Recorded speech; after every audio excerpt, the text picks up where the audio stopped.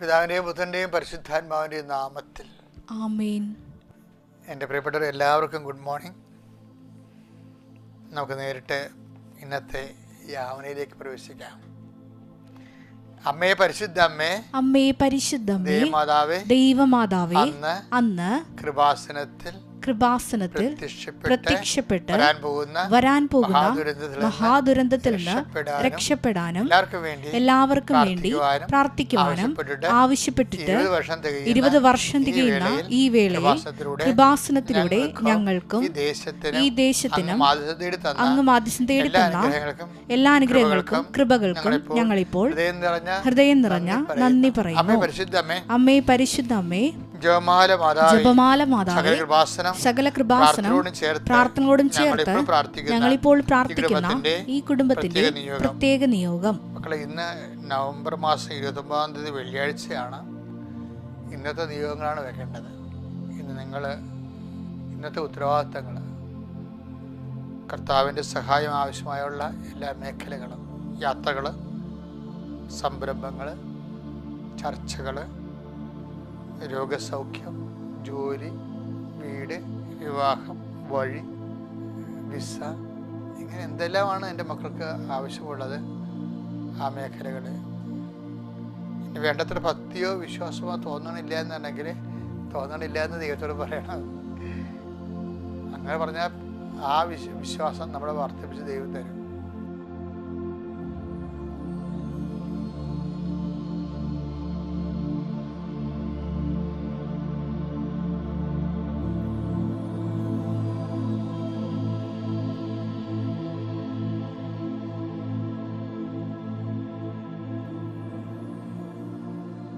അമ്മയുടെ പ്രത്യക്ഷീകരണത്തിന്റെ ദ്വാദശക വേളയിൽ ഞങ്ങൾക്ക് സാധിച്ചു തരുവാൻ കനിയണമേ. വിശ്വാസ പ്രമാണം. സർവശക്തനായ പിതാവും ആകാശത്തിന്റെയും ഭൂമിയുടെയും സൃഷ്ടാവുമായ ദൈവത്തിൽ ഞാൻ വിശ്വസിക്കുന്നു. അവിടുത്തെ ഏകപുത്രനും ഞങ്ങളുടെ കർത്താവുമായ ഈശോ മിശിഹായിലും ഞാൻ വിശ്വസിക്കുന്നു. ഈ പുത്രൻ പരിശുദ്ധാത്മാവിനാൽ ഗർഭസ്ഥനായി കന്യകാ മറിയത്തിൽ നിന്ന് പിറന്ന് പൊന്തിയോസ് പീലാത്തോസിന്റെ കാലത്ത് പീഡകൾ സഹിച്ച് കുരിശിൽ തറയ്ക്കപ്പെട്ട് മരിച്ച് അടക്കപ്പെട്ട് പാതാളങ്ങളിൽ ഇറങ്ങി മരിച്ചവരുടെ ഇടയിൽ നിന്ന് 3-ാം നാൾ ഉയർത്ത് സ്വർഗത്തിലേക്ക് എഴുന്നള്ളി സർവശക്തിയുള്ള പിതാവായ ദൈവത്തിന്റെ വലതുഭാഗത്തിരിക്കുന്നു. അവിടെ നിന്ന് ജീവിക്കുന്നവരെയും മരിച്ചവരെയും വിധിക്കുവാൻ വരുമെന്നും ഞാൻ വിശ്വസിക്കുന്നു.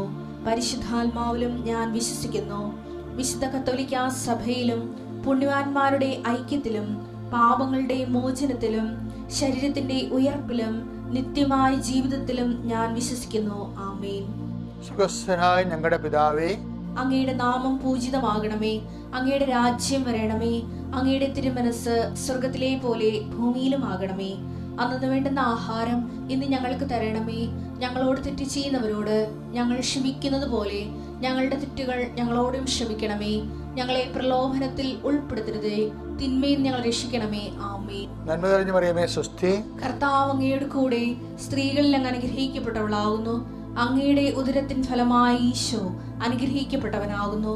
പരിശുദ്ധ മറിയമേ, തമ്പുരാന്റെ അമ്മേ, പാപികളായ ഞങ്ങൾക്ക് വേണ്ടി ഇപ്പോഴും ഞങ്ങളുടെ മരണസമയത്തും തമ്പുരാനോട് അപേക്ഷിക്കണമേ. ആമേൻ. കർത്താവിന്റെ ഉന്നതമായ നാമത്തിന് സ്വസ്ഥം ചെയ്യുന്നു. കർത്താവ് അതീവ പ്രസരിപ്പോടെ ഈ പൊന്നുഷസിനെ നിന്റെ നാവ് വിളിച്ച് അപേക്ഷിക്കാൻ ഇടയാക്കിയതിൻ്റെ കരുണയാണെന്ന് ഞങ്ങൾ കരുതുന്നു. കർത്താവ് നിന്റെ അവകാശം ഓഹരിമാകുന്ന തിരുസഭയുടെ നീ കരുണയായിരിക്കണം. അങ്ങയുടെ മക്കൾ നെഞ്ചിലും മുദ്ര വാങ്ങിച്ചിട്ടുള്ള വിശ്വാസത്തിന് മുദ്ര വാങ്ങിച്ചിട്ടുള്ള അങ്ങയുടെ മക്കൾ നമ്മുടെ ശിരസുക്കളെ അങ്ങയുടെ തിരുസന്നിധിയിൽ കൈകൾ കുപ്പി നിൽക്കുന്ന ഈ പ്രഭാതത്തിലെ നിന്റെ തിരുമുറുവാർന്ന വലതുകരം മക്കളുടെ ശിരസിൽ കൊടുക്കണം പ്രാർത്ഥിക്കുന്നു. അവിടെ യാത്രകൾ, എൻ്റെ കാലുകൾ മലയാളികളുടെ കരുത്ത് നൽകണമെന്ന് പ്രാർത്ഥിച്ചതുപോലെ കർത്താവ് മക്കളുടെ സഞ്ചാരം, ഇന്നത്തെ യാത്ര എവിടെയെല്ലാമാണോ ആരെല്ലാം കണ്ടുമുട്ടുന്നു, പോകുന്ന വഴികളെ സംബന്ധിച്ച് പ്രാർത്ഥിക്കുന്നു, കണ്ടുമുട്ടുന്ന വ്യക്തികളെ സംബന്ധിച്ച് പ്രാർത്ഥിക്കുന്നു, ഉപയോഗിക്കുന്ന വാഹനങ്ങളെ സംബന്ധിച്ച് പ്രാർത്ഥിക്കുന്നു. കർത്താവിൻ്റെ കരുണ, കർത്താവ് ഞങ്ങളുടെ അശ്രദ്ധയിലും ഞങ്ങളുടെ പലതരത്തിലുള്ള മിസ്സിംഗ് ആയിട്ടുള്ള സമയങ്ങളെല്ലാം കർത്താവ് നിൻ്റെ പ്രത്യേക പരിപാലന ഞങ്ങൾക്കുണ്ടാകണമെന്ന് പ്രാർത്ഥിക്കുന്നു. ദൈവത്തിൻ്റെ കരുണ നിങ്ങൾ ആവശ്യിക്കട്ടെ. നിങ്ങൾ പോകുന്ന ഇടങ്ങളിൽ കണ്ടുമുട്ടുന്ന വ്യക്തികൾ ചെയ്യുന്ന പ്രവൃത്തികളിൽ എല്ലാം പരിശുദ്ധാത്മ ദൈവമാതാവിൻ്റെ മധ്യസ്ഥത്തിന് കർത്താവിൻ്റെ വലിയ അനുഗ്രഹങ്ങൾ നിങ്ങളെ ചുഴന്നു നിൽക്കട്ടെ. എൻ്റെ കർത്താവ് അവിചാരിതമായ കാരണങ്ങൾ, ആകസ്മിക സങ്കടങ്ങൾ, ഞങ്ങളുടെ അവകാശമൊക്കെ ജനങ്ങൾ നിൻ്റെ നാമത്തിൻ്റെ ശക്തിയെ, തിരുത്തത്തിൻ്റെ ശക്തിയെ സംരക്ഷിക്കപ്പെടട്ടെ. എൻ്റെ കർത്താവിൻ്റെ ഉന്നതമായ നാമത്തിൽ നിൻ്റെ രോഗപീഠകളെ കർത്താവ് ഏറ്റെടുക്കട്ടെ. നീ കഴിക്കുന്ന മരുന്നുകൾ, നീ ഡെയിലി കഴിക്കുന്ന, തുടർച്ചയായി കഴിച്ചുകൊണ്ടേയിരിക്കുന്ന മരുന്നുകൾ നിൻ്റെ ജീവിതത്തിൽ നിന്ന് എടുത്തു മാറ്റാൻ നിൻ്റെ ദൈവം നിന്നെ അനുഗ്രഹിക്കട്ടെ. നിൻ്റെ വലിയ ശക്തിയിലേക്ക് ആവശ്യിക്കട്ടെ. ഉള്ളംകാലം വരെ കർത്താവിൻ്റെ രക്തം പടരട്ടെ.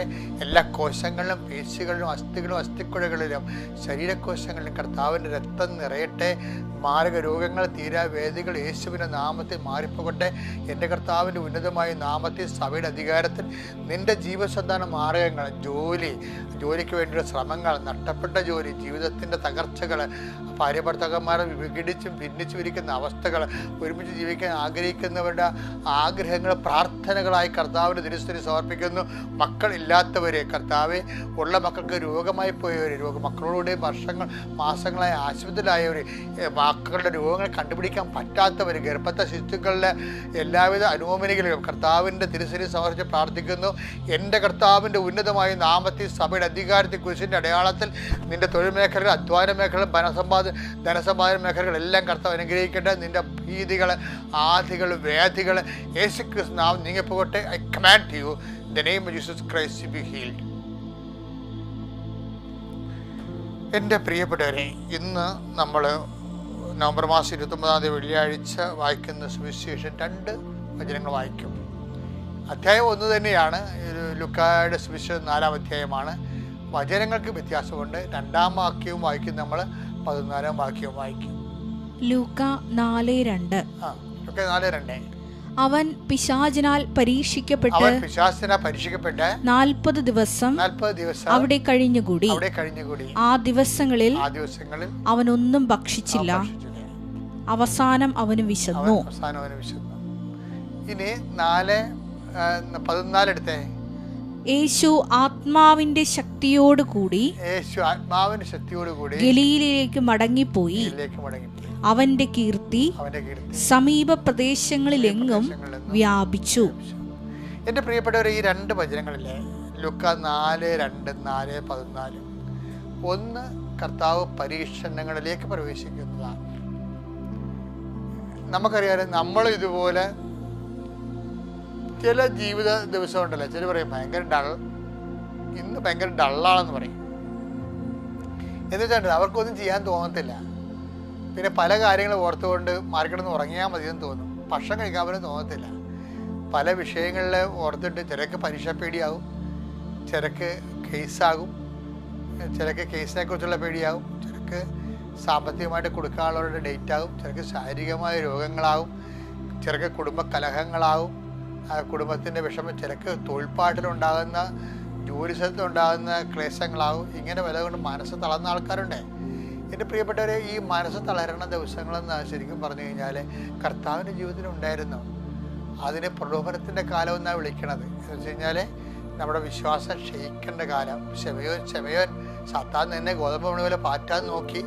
I was praying for you. നീ എഴുന്നേൽക്കുക, നീ ശക്തിപ്പെടുക, മറ്റുള്ളവരെ ശക്തിപ്പെടുത്തുക എന്ന്. അപ്പം വിശ്വാസിയെ സംബന്ധിച്ചിടത്തോളം നമ്മൾക്ക് ഇതിന് ഞാൻ വിളിക്കുന്ന പേരെന്താണെന്ന് അറിയാമോ? എംപവർമെൻറ്റ് ടൈം എന്ന് പറയും. എന്ന് വെച്ച് കഴിഞ്ഞാൽ ഫീഡിങ് ടൈം എന്നൊക്കെ പറയും. ഇപ്പോൾ വിമാനത്തിൽ നിന്ന് ആകാശത്ത് വിമാനത്തിലേക്ക് തന്നെ ഇന്ധനം നിറക്കണില്ലേ, അതുപോലെ നമ്മുടെ ജീവിതത്തിൽ ഇന്ധനം നിറക്കുന്ന ടൈമാണ് പ്രലോഭനത്തിൻ്റെ ടൈം, ക്ലേശത്തിൻ്റെ സമയം, രോഗത്തിൻ്റെ സമയം, മറ്റുള്ളവർ നമ്മൾ ഒറ്റപ്പെടുന്ന സമയം, നമുക്കൊന്നും ചെയ്യാൻ പറ്റാത്ത സമയം, നമുക്ക് ഉറങ്ങിയാൽ മതിയെന്ന സമയം, നമുക്ക് എന്തിനു വേണ്ടി ജീവിക്കണം തോന്നുന്ന സമയം.